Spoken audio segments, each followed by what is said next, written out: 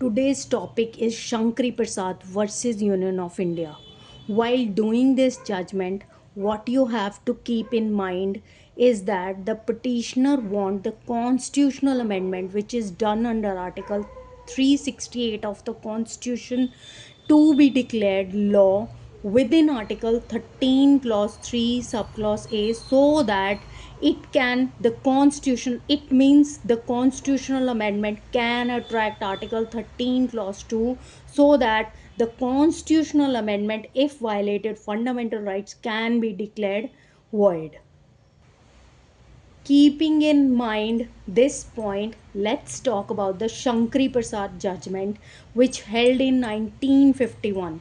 Facts of the case were: First Amendment was challenged, which added 9 schedule and Article 31A and 31B, which is related to the fundamental rights.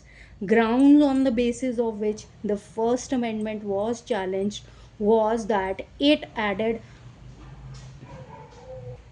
Article 31A and 31B by the constitutional amendment under Article 368 to the fundamental rights. Constitutional amendment is done. Their argument was that the constitutional amendment was done by the parliament being a state under Article 12. So any state made law, if violate fundamental rights, they can be declared void under Article 13 clause 2 of the Constitution of India by the judicial review. So their argument was that constitutional amendment being a law within Article 13 clause 3 clause A, so that judicial review can be attracted and it declares First Amendment void.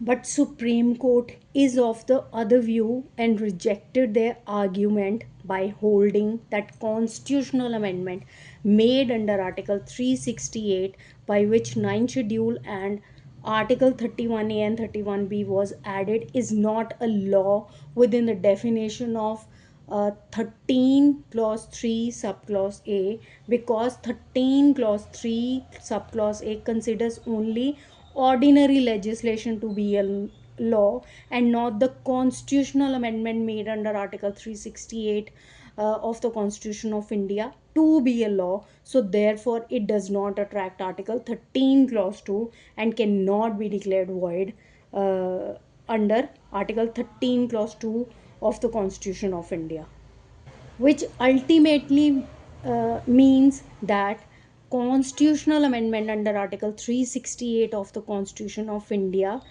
it can amend fundamental rights, and constitutional amendment not being a law in Article 13 clause 3 subclause A, so constitutional amendment, even if amend fundamental rights, cannot be declared void by Article 13 clause 2.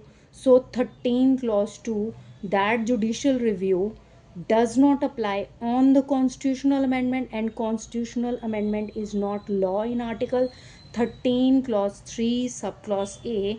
Therefore fundamental rights can be amended by the constitutional. Therefore judicial review does not apply on the constitutional amendment even if amend fundamental rights. Therefore the ultimately the First Amendment is declared to be valid under under this judgment called the Shankari Prasad case. So the crux of this whole story is 368 being a constitutional amendment is not law under Article 13 clause 3 subclause A. Therefore 13 clause 2 does not apply. Therefore fundamental rights can be amended by the constitutional amendment, by which it was declared that First Amendment is valid in law.